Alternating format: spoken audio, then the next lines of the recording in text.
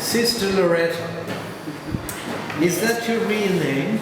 No, my baptismal name is Margaret. Margaret what? Margaret Houlihan. Houlihan? Yes. And that's your father's name? Yeah, my father was Pierce Houlihan.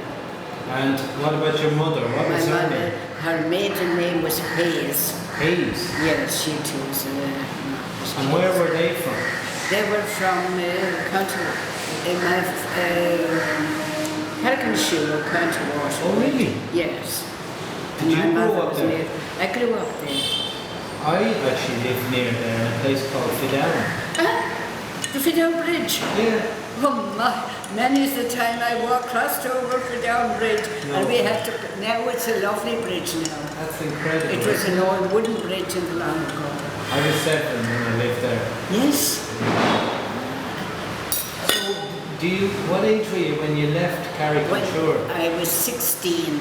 And you went to school there? I went to school in the Presentation Convent, Carric An Suir. I went to Mooncoin School. Yes, oh, there was a Mooncoin, there was a lovely place, no? They're lovely man there too. And what memories have you got of that place now, Carric An Suir? Carric An Suir. I didn't live in the town. Yeah. I lived 2.5 miles outside on the county Waterford side of the town. And what memories? Do you have good memories? Lovely memories I have. I grew up there. My father was a blacksmith.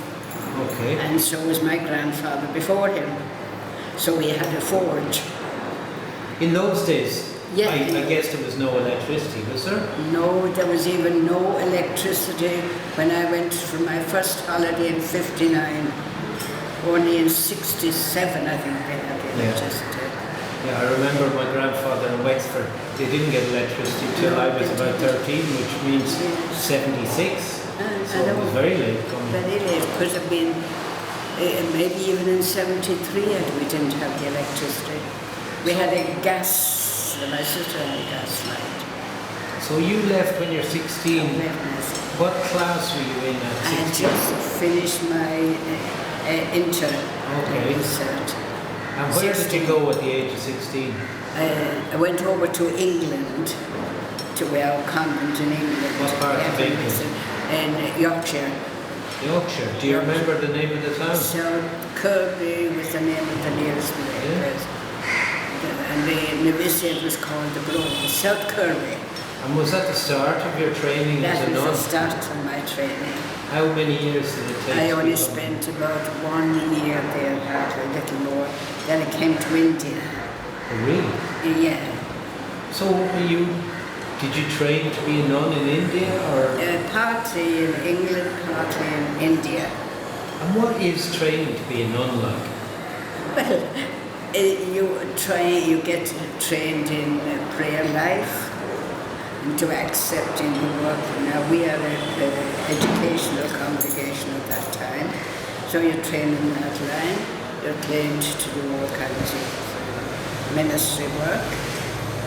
But we were an enclosed order, so we did not go outside the gate Really? until after Vatican II. What was the name of the order? Presentation Sisters, founded by Nan O'Neill, a Cork woman. And were they related to the Presentation Brothers? Because I went to a Presentation Brothers. Yes, Presentation Brothers. Nan O'Neill was the first. Presentation Brothers got their inspiration from Nan O'Neill, as did the Christian Brothers. And what was it like for you being in an enclosed order? Was it very hard for you to stay inside? No, I can't say it was. Did you not feel that you were missing out on? To be frank with you, I didn't. I didn't. I don't know, maybe that, you know. Would you grow a very strong bond with the other sisters? Oh yeah, at that time all were Irish. One of them was from my own home area, from, I don't know if you know, a place called Rathgormick. I've heard of it. Rathgormick, she was from Rathgormick. She too had been to the school. What was her name? Hassey. That's her surname, is Yeah, it? was her surname. And was she your best friend in the... Well, you wouldn't call it like that. We related to each other, and you know. nice. Then there was another sister from County Waterford, Emily. Her name was Armstrong. Her surname was Armstrong. She was here. Then there was another Irish sister. Well, they were all Irish, but there was Sister Camilla Knox, who was from County Kilkenny. So they were, you know, all in your order. All in the presentation. And are you kind of closed off to even like the local priest and stuff like that, or would you have a? No,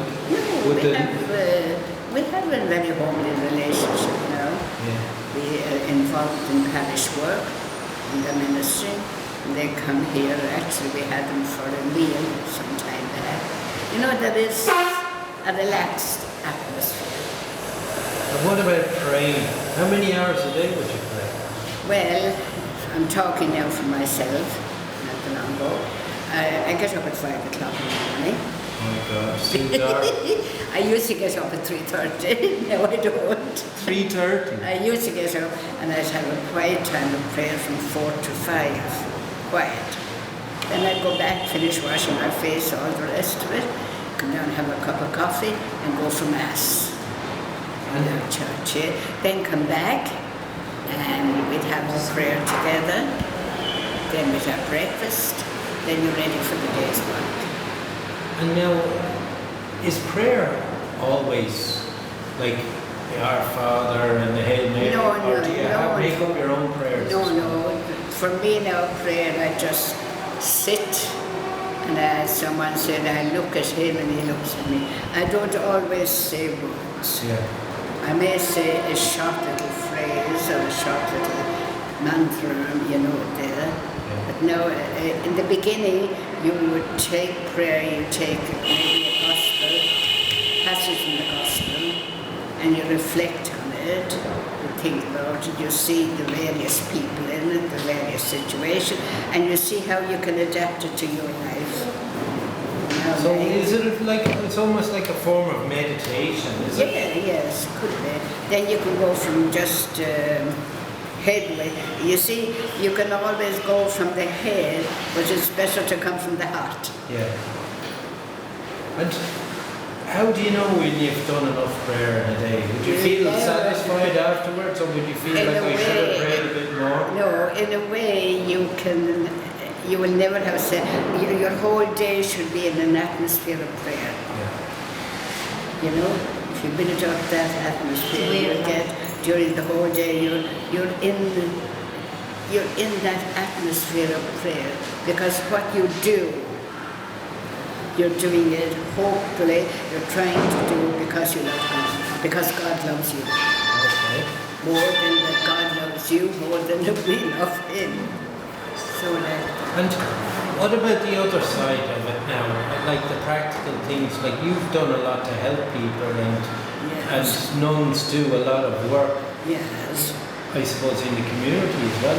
Oh yes. So when you started out, what was that like? Did you had to train, but yes, I was trained. I did my teacher's training here in India, in our own training school at Church Park. Did you train in any particular subjects? No, just to be an ordinary primary class teacher. So it's all the subjects. I didn't specialise. And do you like working with children? I really loved it. Very rewarding, is it? Yeah, it's very, I know there's something about little ones, you know. I was a teacher of the 5-year-olds, most of my teaching. I taught started teaching in 1948. I taught from 1948 right up to 58, almost right through onto the 80s. So that was in India mostly, in was India, it? mostly only India. Yeah. What was the attraction to India? How did you end up in India? Yeah, well, I had been going to a little national school. I don't know if you have the name of Carric, since you know places around Carric, you know. Yeah. That was a little national school. Then I came to about this standard. I went into the convent, Presentation Convent, and from the very first I said I'm going to be a nun. Yeah.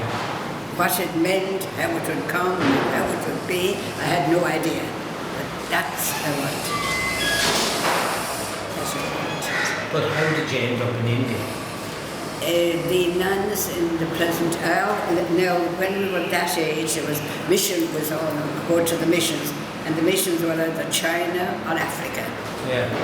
So one of the nuns, who was my teacher there, two from the school had already come to this convent. She knew some of the convent nuns there. She was in contact with them. So that had been in India and were in England. She knew them in contact. So through her, I got in touch with the presentation.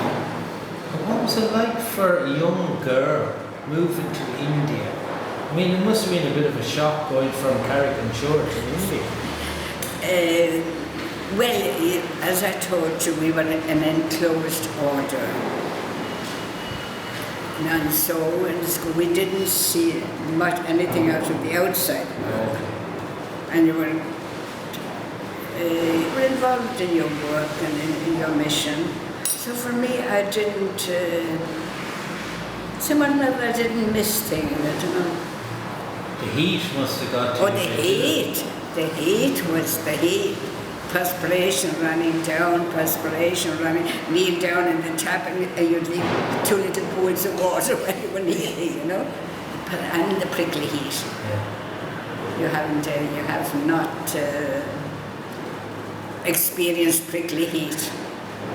So tell me about your impression of India. You've been here so long now, it's home, but it is kind of home. do you still feel like more Irish, or do you feel... They tell me I haven't even lost my accent. No. My accent, you know. I've still got the Irish. I love, let's say, I'm proud of being Irish now, you know. And do you have many family at home in Ireland who come and visit you? Or? And they don't come, but few have come. A grandnephew of mine came out about 12 years ago. Kind of like these young people chasing themselves. Yeah. Yes, you know, we're trying to find it. So he ended up married a girl from side of it. Really? Did you introduce them? Huh? Did you introduce I them? didn't. You didn't do an arranged marriage? I had nothing to do with it. I'd have nothing to do with an arranged marriage in any way. No. What happened is he was doing voluntary work with the Brothers of Charity in their side of it, the one down side of it. And our teachers from one of our schools here in Madras, Egmore, one of our schools, they went to visit this place for an exposure to this kind of, the work that the Brothers of Charity do with other trees, counterpart of other trees as well. Duck, duck. She saw him, he saw her. Oof. Oh, it's love at first sight, was it? No, a lovely, very lovely Indian girl.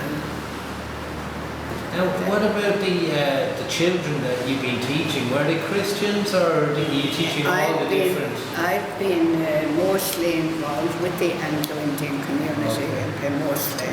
So most of those were Catholics. Can you explain to people who don't know what an Anglo-Indian is, what it actually is? You've heard, I suppose, about the East Indian Company. You've heard about the war. First World War, Second World War, and the soldiers from England and Ireland and all these places came out to the army. Many of them married within the Indian community. So, there you are. It's both Irish. Many Irish names are here. O'Brien, Wallace. O'Brien's, Walsh, but I have not met Houlihan yet. Strangely, I haven't met Houlihan. Well, my own father's family are Anglo-Indians. Yes, yes. And my great-grandfather and my great-grandmother both come from Madras. Yes, And yes. they were railway families, so you never know. You know, maybe you've had some connection with my family over the years. I don't know. If they were in Perambur. They were Catholics. And Yes. They were. But you said they left Calcutta from Calcutta, no? They did eventually. Yeah. My father grew up in a place called Asansol, which is a railway town, about 2 hours on a train from Calcutta. Ah, yes, yes, yes. But a lot of the Anglo-Indians left India in 1947 when the independence happened. After independence, So any what- of them. Can you remember that period and how difficult it was for the Anglo-Indians? Well, when India got its independence, the focus was to bring the people up, you know. So they were getting getting the jobs that the Anglo-Indians would have been in, which was only natural, you know. So they felt there was no future for their children here. So if they had any connections in any of these countries, Australia, Canada, Ireland, so in any of these, and they could prove that they were from those places, they emigrated. Then they gradually brought up their relatives. So there are there are not many of the old Anglo-Indian community around now. So most of them left. Most have gone. And did you work with someone who stayed behind over the years? No, over the years I've been working in the school, and this Perambur area was a railway area, and there were many Anglo-Indians in this area, and many Catholics. So in my first years here in Perambur, in first standard, the two sections, there would be all Anglo-Indian children. So I have worked with them a lot. Has India changed a lot since 1947? It has. What would be the differences you noticed? But I suppose it has grown economically, you know, the first. To be quite frank with you, I'm not very observant in those things. Kind of focus on my little class and the house, you know, that's not on what was happening outside. I suppose this place hasn't changed much, has it? The school and the college? The school, but and people who lived here in Perambur could get lost around here. All the individual houses have gone and big apartments have come up. Yeah. The compound here, where we are, has changed completely. Oh, has it? Yes, we were in the matter of buildings coming up. They were kind of little old buildings. You would tell no any of them, no. This present convent, we came into it, live in it in the 71. There was a house there, we had that. You know, it had been a dwelling house converted into, I mean, where the sisters lived. The school was built.